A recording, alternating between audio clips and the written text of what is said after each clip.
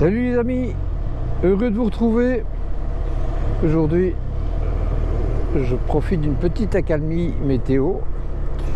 Je vais aller faire une petite balade. Bon, je sais que la météo s'annonce pas non plus terrible. Je risque d'avoir encore des petites averses, mais bon, on verra. Je vais chercher un nouveau micro Rode, qui sera quand même meilleure qualité de celui que j'ai actuellement. Mais donc maintenant c'est pour faire un petit débrief sur cette RT après mon road trip en Espagne. Donc j'ai fait à peu près 5000 km en passant par Andorre, etc. Bon, j'ai pas eu beaucoup de chance le premier jour, comme vous le savez, si vous avez vu les vidéos. Je me suis retrouvé dans un orage et qui a duré quand même assez longtemps, donc quasiment depuis 8h le matin, je pense jusqu'à 17h au soir, avec des grêlons. Vraiment la grosse pluie ininterrompue. Quand il pleut comme ça, vous pouvez avoir tous les pare-brises du monde, vous êtes quand même mouillé. Heureusement qu'on était bien équipé. Moi j'ai eu en fait un problème, c'est que avec la grêle qui tapait sur le pare-brise et sur mon casque, à certains moments je ne voyais plus rien du tout. J'ai dû ouvrir la visière, me protéger la moitié du visage avec la main, tellement que ça faisait mal. Mais j'ai fait une erreur en fait, et qui vous sera peut-être utile aussi. Si jamais vous avez ce problème, n'hésitez pas à descendre en fait votre pare-brise. Il faut que le haut du pare-brise, donc ici, soit juste en dessous de votre ligne de vision. Ça vous permettra quand même si votre casque est mouillé, vous pouvez essuyer la visière, mais vous aurez quand même une meilleure vue sur ce qui se passe devant, parce que votre pare-brise, une fois que cet orage que j'ai eu, il était complètement trempé, je ne voyais absolument rien à travers. Donc voilà, ça c'est une petite astuce, donc n'hésitez pas. C'est pas pour ça que vous aurez une moins bonne protection, vous aurez peut-être un petit peu plus de vent sur le haut du casque. Mais en fin de compte, c'est beaucoup mieux que d'avoir et votre pare-brise mouillé et votre visière mouillée, parce que les deux en même temps, là, c'est impossible. C'est à la limite dangereux. Donc maintenant, quant au confort de la RT pour ce road trip, entre la GS et la RT, comme je l'ai dit dans une réponse, entre les deux, mon cœur balance. C'est vrai qu'elle est hyper confortable au niveau de la selle, là, il n'y a rien à dire. Mais par contre, suite aussi à certaines critiques des vlogueurs et des journalistes spécialisés disaient qu'elle flottait de trop en mode route, s'ils avaient été un petit peu sensés, ils auraient mis la moto en mode dynamique. Et là, il n'y avait aucun souci. Mais de ce fait-là, maintenant sur ce modèle 2024, je peux vous affirmer qu'ils ont bien durci la suspension par rapport aux anciennes RT. Elle n'en reste pas moins confortable, mais tous les petits raccords sur l'autoroute, vous sentez quand même que ça claque derrière. C'est pas pour ça que vous ramassez un coup de raquette dans le dos, mais oui, c'est quand même beaucoup plus dur que les anciennes RT. Bon, elle n'en reste pas moins confortable. Bien sûr, vous avez la selle, donc ma femme c'est quand même bien senti dessus. C'est vrai que la selle de la RT est beaucoup plus large que celle de la GS, et elle offre quand même un bon confort. Donc voilà, ça c'est un petit peu bon, au niveau mécanique, la machine, rien à dire. Bon, j'ai eu vraiment cet orage, du vent, etc. Elle bouge, mais elle tient vraiment bien. Ça, j'ai eu des vents de travers, des grosses rafales. Franchement, il n'y a rien à dire. C'est une très bonne machine. Maintenant, j'envisage de faire un nouveau road trip qui va me faire à peu près un parcours de 2400 km. Donc le Stelvio, c'est le rêve de tout motard. Mais le week-end prochain, je vais essayer la GS 900. Parce que je ne sais pas si avec cette machine-ci, chargée, et si jamais on part en duo, si pour le Stelvio, c'est conseillé. Donc voilà, je pense quand même qu'il faut une machine un petit peu plus légère, bien que la 900 GS fasse quand même 240 kg à sec, d'après ce que j'ai pu lire, sans les valises. Donc voilà, ça fera quand même, ouais, je pense qu'avec les valises et chargées, elle arrivera quand même à un poids de 260 kg grosso modo, mais bon, ça fera quand même moins lourd que celle-ci, mais je ne sais pas. Donc voilà, je ne sais pas s'il y a des gens qui ont déjà fait le Stelvio en RT, ce qu'ils en pensent. Éventuellement, si vous avez des idées, des commentaires à ce sujet, bon, moi je pense partir par la Suisse. On conseille de partir par la Suisse. Donc voilà, je ne connais pas trop, je connais bien l'Italie, mais je ne connais pas le Stelvio. Et voilà, je pense faire ça l'année prochaine au mois de juin. Peut-être la première semaine du mois de juin, bon, en semaine bien sûr, parce que j'ai lu aussi qu'il y avait énormément de monde, de cyclistes, etc.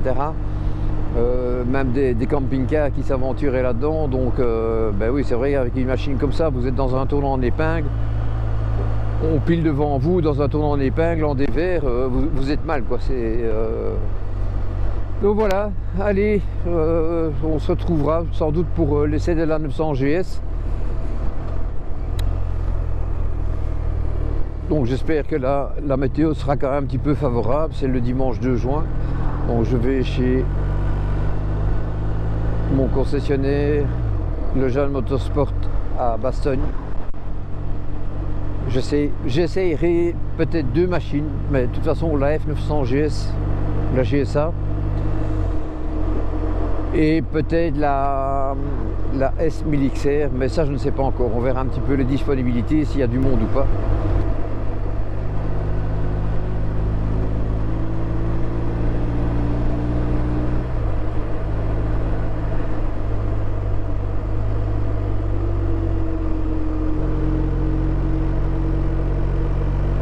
Et en plus, dans ce road trip, j'ai perdu mes lunettes de vue. Je les avais à peine depuis 1 mois et demi.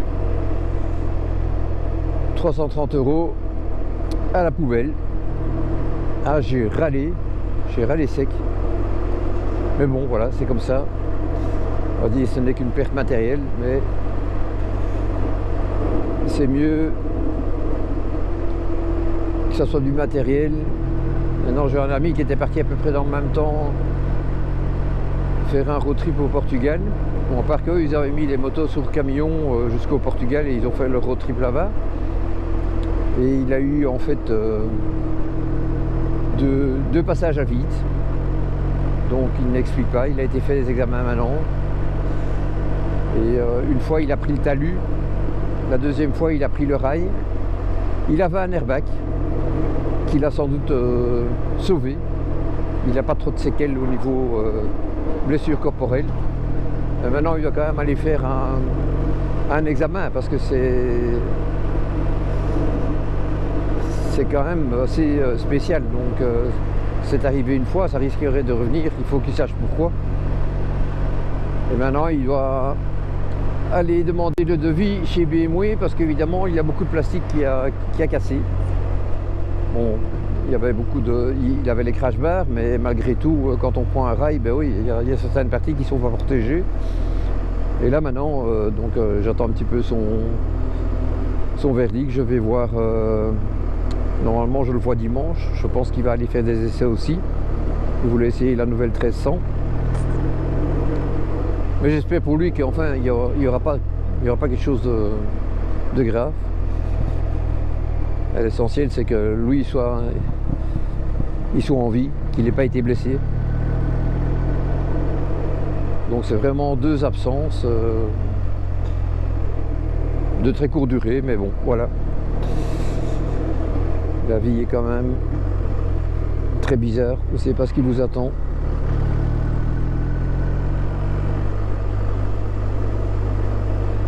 Je peux vous garantir que sans mes lunettes, ça me pose parfois un problème parce qu'en fait, J'ai au niveau de l'œil gauche, j'ai une fatigue du nerf de l'œil gauche. Et par moment j'ai la vue qui se double parce que ma vue converge à cause de ça. Et donc c'est très compliqué, je dois fermer un œil parfois pour assembler les lignes sur la route. Mais bon, j'ai recommandé mes lunettes, celles-là je sais pas, je vais les attacher ou je vais mettre un high-tech dessus, je n'en sais rien, mais parce que maintenant j'ai plus de remboursement. Donc voilà, on verra.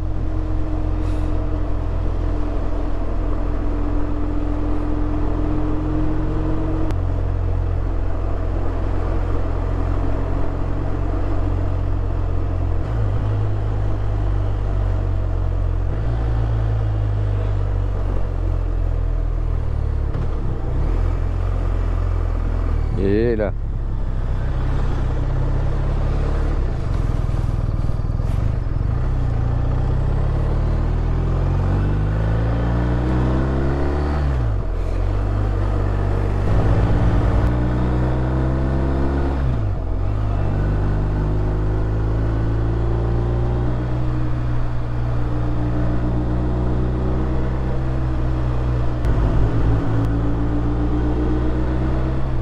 Ah oui, encore une petite chose concernant la connexion de l'écran. Donc voilà, grâce à Dan qui a trouvé une petite vidéo, ils expliquaient un petit peu le problème de connexion, enfin du moins, ils ont fait une vidéo démo avec un iPhone. Mais je suppose que sur Android, ça doit être à peu près la même chose. Donc dans les paramètres Wi-Fi, il y a deux fonctions à désactiver. Je vous mettrai éventuellement le lien en fin de vidéo. Et maintenant, chaque fois que j'arrête la moto, tant que l'application est ouverte, ben ça se reconnecte au bout de quelques secondes, hein. Je vous avoue, c'est pas instantané, mais plus besoin de... Merci monsieur.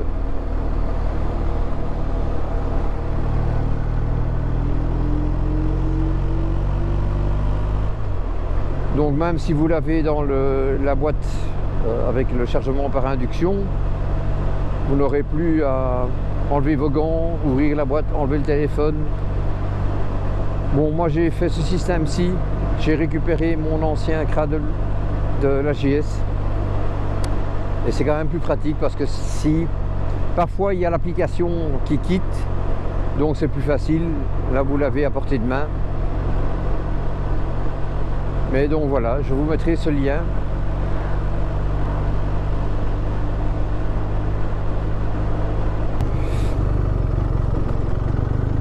Ah oui, merde, déviation, j'avais oublié, shit. Oh.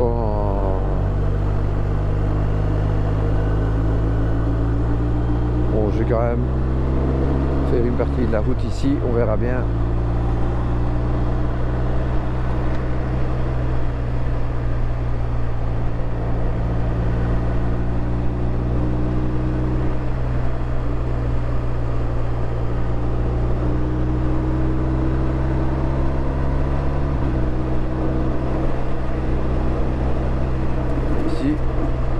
La route trampoline.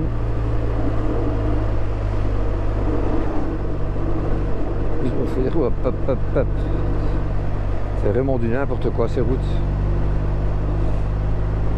Donc tout ça pour dire à Dan, tu vois, on n'est pas mieux loti. Et il y en a quand même une bonne partie de route qui est faite comme ça. C'est un peu scandaleux, avec tout ce qu'on paye comme taxe.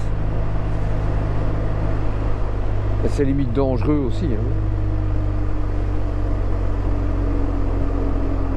Il y a plein de trous et puis on tape un petit coup de pelle avec du goudron. Voilà, c'est bien. Ça ressemble vraiment à rien du tout.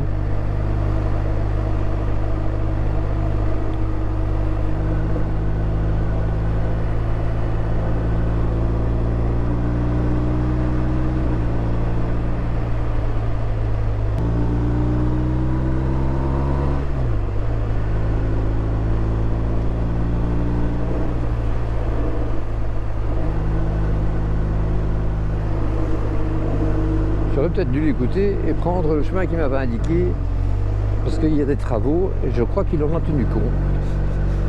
Et donc maintenant je vais me trouver un petit peu embêté. Je ne sais pas où je vais jusqu'où je vais pouvoir continuer.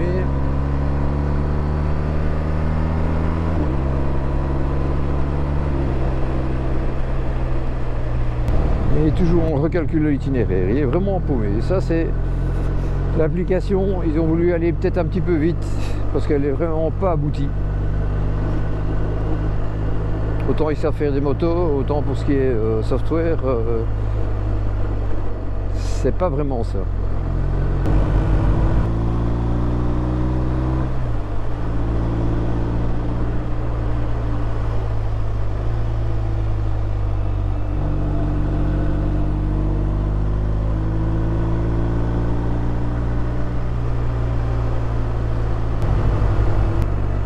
Le ciel qui s'assombrit de plus en plus, j'ai pas vraiment le temps de traîner. Il serait temps qu'ils me remettent sur le bon parcours.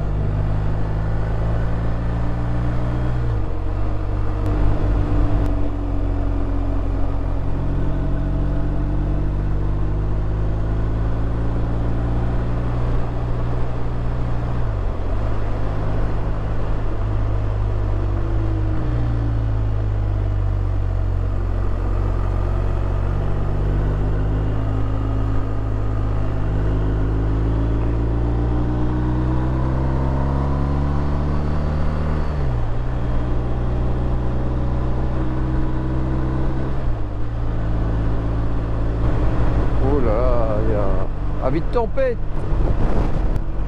Ouais, j'ai pas choisi mon meilleur jour pour aller chercher ce micro. Et voilà, ça y est. Putain. C'est pas vraiment ce que je voulais. Mais bon, il n'y a pas le choix. Je vais descendre un petit peu la vitre. Comme ça, je garde mon champ de vision.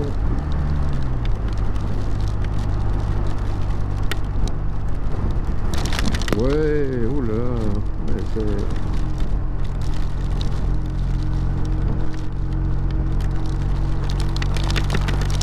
Eh ben mon Dieu, j'aurais dû prendre quand même les autres trucs en main. Je crois que je vais nous voir les paluches trempées. Pap, pap, pap, pap, pap. Ah bah oui, c'est vraiment l'averse orageuse.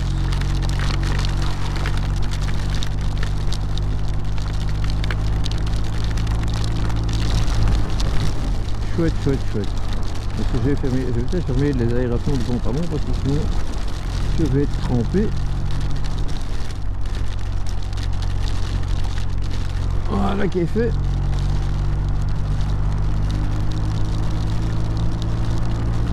Allez.